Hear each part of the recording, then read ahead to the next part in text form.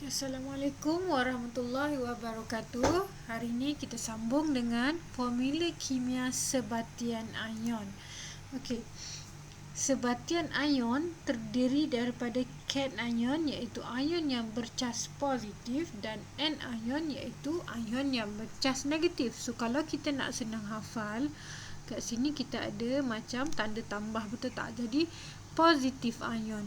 Untuk anion pula N negatif ion, itu ion yang bercas negatif. Okey.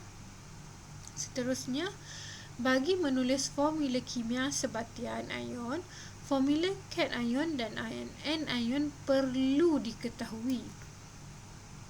Jadual 3.7 menunjukkan contoh formula bagi cation ion dan anion yang lazim digunakan. So ini adalah antara formula bagi cation ion dan anion yang lazimlah kita gunakan. So penting untuk awak hafal ion-ion ini. Dan ini berada dalam buku teks, so awak boleh hafal lah. Okey, seterusnya Rajah 3.16 menerangkan bagaimana formula kimia bagi sesuatu sebatian ion dibina. Okey, ini adalah kita punya gambar rajah kita. Okey, cikgu tunjuk contoh ya. So sekarang ni kita nak buat zinc klorida. Okey, kalau awak hafal dia tak ada masalah lah. So zinc adalah Zn2+, manakala Cl ada Cl-. Okey, so apa yang berlaku, dia akan silangkan sahaja. Ini akan disilangkan. Ini akan disilangkan ke sini. So kita ada ZnCl. Satu akan pergi pada Zn. So tak perlulah letak satu kat sini. Dua akan pergi pada Cl tu, dia akan jadi Cl2. Ini adalah contoh kaedah silang. Okey, katakanlah awak ada Na, natrium, ion natrium dengan ion Cl-. So dua-dua nilai 1, kita letak dulu NaCl. So 1 bagi pada Na, 1 bagi pada Cl. So dia akan jadi 1-1 lah. Kalau 1 nombor nilai 1 kita tak perlu tulis. Katakanlah awak ada Mg2 plus O2 minus. So kita tulis dulu MgO. Okey, 2 bagi pada Mg, 2 bagi pada O. Okey, kalau awak tulis dia jadi macam ni kan sepatutnya. Tapi ini salah cara penulisan dia, sebab kita kena bagi yang paling kecil. So 2 dengan 2 kita boleh kecilkan dengan sifir 2. Jadi jawapan kita akan dapat MgO. Katakanlah awak ada Al3+ dengan O2 minus. So kita tulis dulu AlO. Jadi 2 akan bagi pada Al dan 3 akan bagi pada O. So Al2O3. Okey, ini adalah aktiviti yang awak boleh buat lah. So boleh try sendiri. Boleh scan QR code pada awak punya buku teks dan awak boleh try. Okey, seterusnya penamaan sebatian kimia. Macam mana kita nak namakan sebatian kimia kita? Bagi sebatian ion, nama cation ion ditulis terlebih dahulu. So ion yang positif kita akan tulis dulu. Kemudian diikuti dengan nama anion seperti yang ditunjukkan dalam jadual 3.8. Okey, ini adalah jadual kita. So cation ion kita tulis yang positif ion dulu, baru kita tulis yang negatif ion. So kalau kita ada ion natrium dengan ion klorida, dia akan jadi natrium klorida. So ini yang positif, ini yang negatif. Sama juga macam ion zinc dan bromida. So yang ni zinc bromida. Ion magnesium dan ion nitrat, magnesium nitrat. Tulis yang positif dulu, baru yang negatif. Maksudnya nama tu mesti tulis cation ion dan diikuti dengan anion. Okey, sesetengah logam membentuk lebih daripada satu ion. Bagi membezakan ion-ion itu, huruf Roman digunakan dalam penamaan. Misalnya, ferrum membentuk dua jenis cation ion. Ferrum dia ada dua, ferrum 2+ dengan ferrum 3+. Dan dia dinamakan dengan, ini adalah ion ferrum 2, ini dinamakan ion ferrum 3. Ferrum 2, ion ferrum 3. Okey. Perhatikan nama berikut contoh kat sini kita ada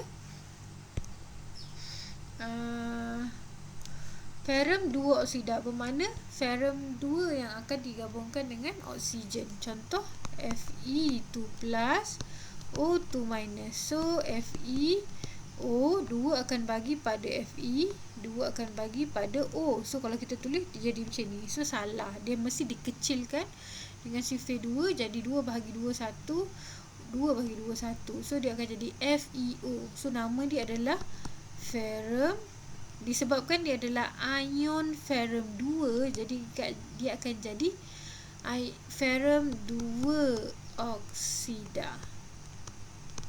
Sama macam Fe3 plus dengan O2 minus. So FeO2 akan bagi pada Fe, 3 akan bagi pada O. Jadi dia akan jadi ferrum 3 oksida.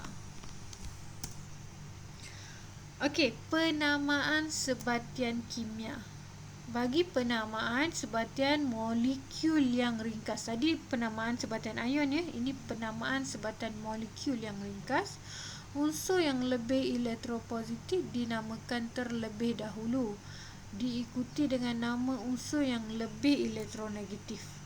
Okey, nama unsur pertama dikekalkan, manakala nama unsur kedua mempunyai akhiran ida. Okey. Awalan Yunani digunakan untuk mewakili bilangan atom setiap unsur dalam sebatian molekul ringkas. Okey, macam tadi kan. Tadi Fe gabung dengan O. Tadi kita tahu. Kita bagi lain lah. Cu gabung dengan Cl. So yang positif ini adalah elektropositif, ini adalah elektronegatif. So kita akan namakan dia, ini kuprum, ini ion kuprum, ini ion klorida. So dia akan jadi kuprum klorida. Klorida patutnya daripada atom klorin. So bila dia jadi ion, dia akan jadi ida dekat belakang dia. Mula-mula nama dia klorin. Kemudian bila dia jadikan ion, dia akan jadi klorida. Ini ditukar menjadi ida. So dia akan jadi kuprum klorida. Awalan Yunani digunakan untuk mewakili bilangan atom setiap unsur dalam sebatian molekul ringkas. Okey, contoh kat sini Awalan Yunani mono menunjukkan 1. Jadi karbon, disebabkan oksigen ada 1, jadi nama dia karbon monoksida. Kita tengok pula nitrogen. Di menunjukkan 2. Jadi nitrogen, oksigen dia ada 2, jadi dia akan jadi nitrogen dioksida. Ni oksigen ada 3, dan 3 ini dalam awalan Yunani kita panggil tri. So nama dia sulfur trioksida.